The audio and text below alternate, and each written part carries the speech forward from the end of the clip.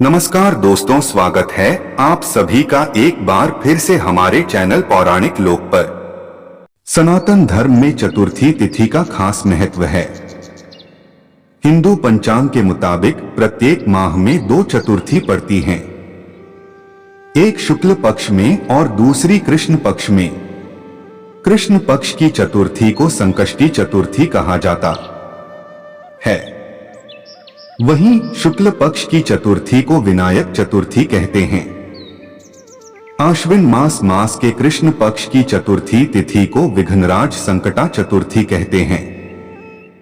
माना जाता है कि चतुर्थी वाले दिन गणेश भगवान की पूजा करने और व्रत रखने से विशेष फल की प्राप्ति होती है। शास्त्रों में विघ्नराज संकटा चतुर्थी के दिन को महत्वपूर्ण बताया गया है। माना गया है कि जो भक्त इस दिन गजानन की सच्चे मन से पूजा उपासना करते हैं और व्रत रखते हैं, उन्हें पुण्य की प्राप्ति होती है और गणपति की कृपा से भक्त को सुख समृद्धि, धन, वैभव, यश और ऐश्वर्य मिलता है। इसके साथ ही विघ्नहर्ता भक्त के सारे दुख हर लेते हैं। तो चलिए मित्रों, भगवान श्री गणेश जी के चरणों का स्मरण करते हुए सुनते हैं अश्विन संकष्टी चतुर्थी की पौराणिक कथा। मित्रों, द्वापर युग में युधिष्ठिर ने भगवान से पूछा, हे कृष्ण जी, मैंने सुना है कि आश्विन कृष्ण चतुर्थी को संकटा चतुर्थी कहते हैं। हे जगदीश्वर, आप कृपा करके मुझसे विस्तार पूर्वक इस कथा का श्रवण कराइए। श्री कृष्ण जी ने उत्तर में कहा कि प्राचीन काल में यही प्रश्न पार्वती जी ने गणेश जी से किया था कि हे देव, आश्विन मास में किस प्रकार गणेश जी की पूजा की जाती है, इसे करने से क्या फल मिलता है। श्री कृष्ण कहते हैं कि एक बार माता पार्वती जी कैलाश पर्वत पर बैठी थी। उन्होंने गणेश जी से बोला, हे वत्स, अश्विन कृष्ण चतुर्थी को बहुत ही शुभदायिनी कहा गया है, आप उसका विधान बतलाइए। इस मास के आपकी पूजा किस प्रकार करनी चाहिए, साथ ही इस महीने में आपका क्या नाम रखा गया है। इस पर गणेश जी बोले, हे माता, पूर्व काल में सुनी जाने वाली मेरी प्रतिकारक विधन्नाशक पुराण इतिहास में वर्णित कथा को कह रहा हूं, आप सुनिए। हे माता, अश्विन कृष्ण चतुर्थी के गणेश जी का नाम लंबोदर है। उसका पूजन पूर्व वर्णित विधि से करने से शुभ फल, धन, धान्य, ऐश्वर्य और संतान की प्राप्ति होती है। हे माता, मैं अश्विन मास जी संकटा चतुर्थी की कथा कहता हूँ, कृपया आप मन लगाकर पूरी कथा सुनना। गणेश जी कहते हैं कि द्वापर युग में महिष्मती नगरी का महीजित नामक राजा था। वह बड़ा ही पुण्यशील और प्रतापी राजा था। वह अपनी प्रजा का पालन अपने पुत्र की तरह करता था, लेकिन संतान विहीन होने के कारण उसे राजमहल का वैभव अच्छा नहीं लगता था। वेदों में निसंतान का जीवन व्यर्थ माना गया है। यदि संतान विहीन व्यक्ति अपने पितरों को जल दान देता है तो उसके पितृगण उस जल को गर्म जल के रूप में ग्रहण करते हैं। इसी उहापोह में राजा का बहुत समय व्यतीत हो गया। उन्होंने पुत्र प्राप्ति के लिए बहुत से दान, यज्ञ आदि कार्य किए, फिर भी राजा को पुत्र की प्राप्ति नहीं हो पाई। उनकी जवानी बीत गई और बुढ़ापा आ गया, लेकिन वंश की वृद्धि भी नहीं होती है। राजा ने विद्वान ब्राह्मणों और प्रजाजनों संदर्भ में परामर्श किया। राजा ने कहा कि हे ब्राह्मणों तथा प्रजाजनों, हम तो संतानहीन हो गए, अब मेरी क्या गति होगी। मैंने जीवन में तो किंचित भी पाप कर्म नहीं किया। मैंने कभी अत्याचार द्वारा धन संग्रह नहीं किया। मैंने तो सदैव प्रजा का पुत्रवत पालन किया तथा धर्माचरण द्वारा ही पृथ्वी शासन किया। मैंने चोर डाकुओं को सजा दी। गौ ब्राह्मणों का हित चिंतन करते हुए शिष्ट पुरुषों का आदर सत्कार किया। फिर भी मुझे अब तक पुत्र न होने का क्या कारण है।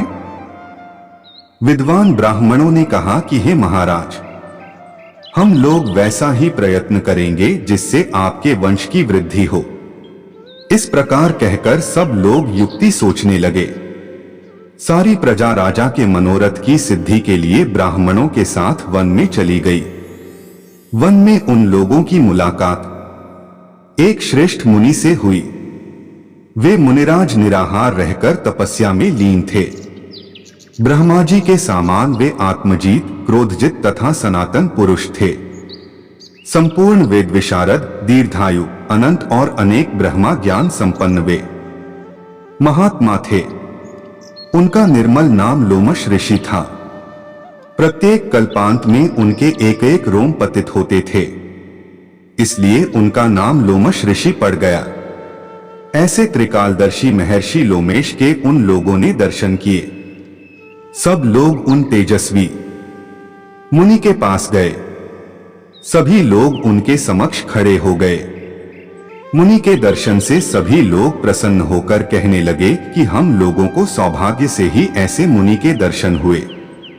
इनके उपदेश से हम सभी का मंगल होगा, ऐसा निश्चय कर उन लोगों ने मुनिराज से कहा, हे ब्रह्मऋषि, हम लोगों के दुख का कारण सुनिए। अपने संदेह के निवारण के लिए हम लोग आपके पास आए हैं। हे भगवान, आप कोई उपाय बताएं। महर्षि लोमेश ने पूछा, सज्जनों, आप लोग यहां किस अभिप्राय से आए हैं? मुझसे आपका क्या प्रयोजन है? पूरी बात स्पष्ट रूप से कहिए। मैं आपके सभी संदेहों का निवारण करूंगा। प्रजाजनों ने उत्तर दिया, है मुनिवर, हम माहिष्मती नगरी के निवासी हैं। हमारे राजा का नाम महीजित है। हमारे राजा का नाम महीजित है। वह राजा ब्राह्मणों का रक्षक, धर्मात्मा, दानवीर, शूरवीर एवं मधुरभाषी है। उस राजा ने हम लोगों का पालन पोषण किया है, लेकिन उन्हें आज तक संतान की प्राप्ति नहीं हुई है। उन्होंने कहा, हे भगवान, माता पिता को केवल जन्मदाता ही होते हैं, लेकिन असल में पोषक तो राजा ही होता है। उन्हीं राजा के लिए हम गहन वन में आए हैं। आप कोई ऐसी युक्ति बताइए जिससे राजा को संतान की प्राप्ति हो। ऐसे गुणवान राजा को डोट कोई पुत्र न हो, यह बड़े दुर्भाग्य की बात है। हे मुनिवर, किस व्रत, दान, पूजन आदि अनुष्ठान कराने से राजा को पुत्र होगा? आप कृपा करके हम सभी को बताएं। प्रजा की बात सुनकर महर्षि लोमेश बोले, हे भक्तजनों, आप लोग ध्यानपूर्वक सुने। मैं संकट नाशन व्रत को बतला रहा हूं। यह व्रत निसंतान को संतान और निर्धनों को धन देता है। अश्विन कृष्ण चतुर्थी को एकदंत गजानन नामक गणेश की पूजा करें। पूरे विधि विधान से व्रत करके राजा ब्राह्मणों को भोजन कराएं। साथ ही उन्हें वस्त्र दान करें। गणेश जी की कृपा से उन्हें अवश्य ही पुत्र की प्राप्ति होगी। महर्षि लोमश की यह बात सुनकर सभी लोग करबद्ध होकर उठ खड़े हुए। सभी ने आकर यह बात राजा से बताई। इसे सुनकर राजा बहुत प्रसन्न हुए और उन्होंने श्रद्धापूर्वक विधिवत गणेश चतुर्थी का व्रत करके ब्राह्मणों को भोजन, वस्त्र आदि का दान दिया। रानी सुदक्षिणा को गणेश जी कृपा से 9 माह बाद एक सुंदर और सुलक्षण पुत्र की प्राप्ति हुई। श्री कृष्ण जी कहते हैं कि हे राजन, इस व्रत का ऐसा ही शुभ फलदायी प्रभाव है। जो व्यक्ति इस व्रत को श्रद्धा पूर्वक करें, वे समस्त सांसारिक सुख के अधिकारी होंगे। श्री कृष्ण जी ने कहा कि हे महाराज, आप भी इस व्रत को विधि पूर्वक कीजिए। श्री गणेश जी की कृपा से आपकी सभी मनोकामनाएं पूरी होंगी। साथ ही साथ आपके शत्रुओं का भी नाश होगा। भक्तों, यह थी पहली कथा। तो बोलिए गौरी पुत्र गणेश की जय। बोलो ओम नमो भगवते वासुदेवाय नमः। मित्रों, अब हम आपको संकटा चतुर्थी की एक अन्य कथा सुनाने जा रहे हैं। इसे भी इसी प्रकार से मन लगाकर और पूरे सुने। एक बार माता पार्वती और भगवान शिव नदी किनारे बैठे हुए थे। इसी दौरान माता पार्वती को चौपड़ खेलने की इच्छा हुई। वहां कोई तीसरा नहीं था। ऐसे में माता पार्वती ने निर्णायक की भूमिका के लिए मिट्टी से एक मूर्ति बनाई, साथ ही उसमें जान भी डाल दी। माता पार्वती और भगवान शिव ने उस बच्चे को आदेश दिया कि उसे यह खेल अच्छे से देखना है और अंत में यह फैसला लेना है कि इस खेल में किसी हार हुई और किसकी जीत। दोनों ने खेलना शुरू किया और माता पार्वती बार बार भगवान शिव को मात दे रही थी। खेल चल रहा था, लेकिन उस बालक ने गलती से एक बार माता पार्वती को पराजित घोषित कर दिया। यह सुन पार्वती जी को बहुत गुस्सा आया और इसके चलते उन्हें बालक को श्राप दे दिया और वह लंगड़ा हो गया। उस बालक ने माता पार्वती से माफी मांगी, लेकिन उन्होंने कहा कि यह श्राप अब वापस नहीं हो सकता है, लेकिन वह एक उपाय बता सकती हैं जिससे वह श्राप से मुक्ति पा सकेगा। उन्होंने कहा कि संकष्टी वाले दिन यहाँ पर पूजा करने कुछ कन्याएं आती हैं, उनसे व्रत विधि जानकर सच्चे मन से व्रत करना। माता पार्वती के कहेनुसार पूरी श्रद्धा पूर्वक और विधि अनुसार उसने व्रत किया। उसकी सच्ची आराधना देख गणेश जी प्रसन्न हो गए। गणेश जी ने उससे उसकी इच्छा पूछी। बालक ने माता पार्वती और भगवान शिव के पास जाने की अपनी इच्छा को जाहिर किया। गणेश जी ने उस बालक की इच्छा पूरी की, साथ ही उसका पैर भी पहले की भांति होगा और उसे शिवलोक में स्थान की प्राप्ति हुई। जब वो बालक वहां पहुंचा तो वहां उसे केवल शिव जी मिले, क्योंकि माता पार्वती किसी भूल करने के कारण शिव जी से नाराज होकर कैलाश छोड़कर चली गई थी। शिव ने उस बच्चे से पूछा कि वो यहाँ कैसे आया, उसे शिवलोक में स्थान कैसे मिला। तब उसने संकष्टी के व्रत के बारे में बताया कि किस प्रकार से उसने संकटा चतुर्थी का व्रत किया और गणेश जी ने उस पर अपनी कृपा बनाई। इसके बाद भगवान शिव ने भी पार्वती को डोट मनाने के लिए उस व्रत को पूरे विधि विधान से पूरा किया। इसके प्रभाव से माता पार्वती प्रसन्न हो गईं और कुछ ही समय में कैलाश पर वापस लौट आईं। ऐसा माना जाता है कि संकष्टी के दिन गणेश जी की पूजा करने से व्यक्ति की हर मनोकामना पूरी होती है। तो बोलिए भक्तों, जय गणेश जी की। गणपति बप्पा मोरया। जैसे गणेश जी आपने ने उस बालक को शिवलोक का सुख दिया, वैसे ही अपने सभी भक्तों को देना, जो भी आपका पूजन करने सबको देना, सभी के दुख कष्टों को दूर करना। दूसरी कथा समाप्त हुई। अब चलिए भक्तों सुनते हैं तीसरी कथा, श्री कृष्ण तथा बाणासुर की। इस कथा के अनुसार एक समय की बात है, बाणासुर की कन्या उषा ने सुषुप्तावस्था में अनिरुद्ध का स्वप्न देखा। अनिरुद्ध के विरह से वह इतनी अभिलाषी हो गई कि उसके चित्त को किसी भी प्रकार से शांति नहीं मिल रही थी। उसने अपनी सहेली चित्रलेखा से त्रिभुवन के संपूर्ण प्राणियों के चित्र बनवाए। जब चित्र में अनिरुद्ध को देखा तो कहा, मैंने इसी व्यक्ति को स्वप्न में देखा था, इसी के साथ मेरा पाणिग्रहण भी हुआ था। हे सखी, यह व्यक्ति जहां कहीं भी मिल सके ढूंढ लाओ, अन्यथा इसके वियोग में मैंने अपने प्राण छोड़ दूंगी। अपनी सखी की बात सुनकर चित्रलेखा अनेक स्थानों में खोज करती हुई द्वारकापुरी में आ पहुंची।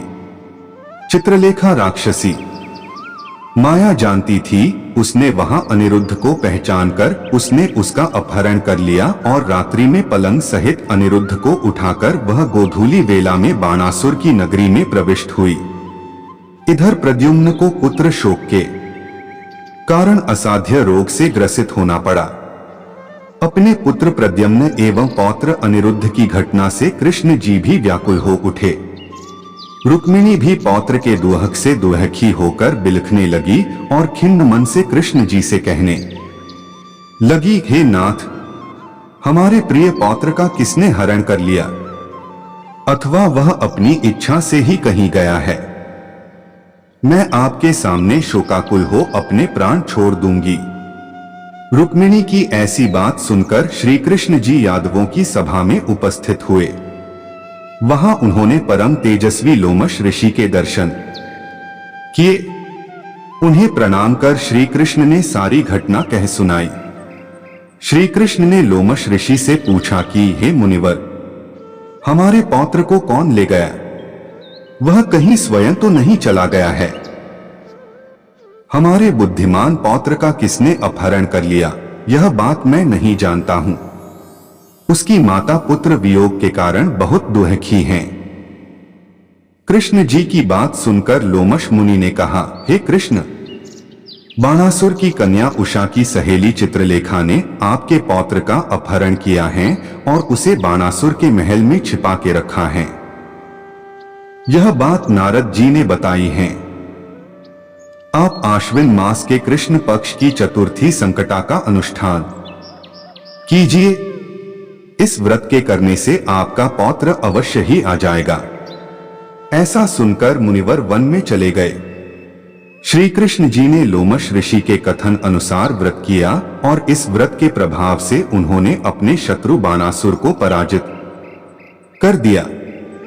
यद्यपि उस भीषण युद्ध में शिव जी ने भी बाणासुर की बड़ी रक्षा की, फिर भी वह परास्त हो गया। भगवान कृष्ण ने कुपित होकर बाणासुर की सहस्त्र भुजाओं को काट डाला।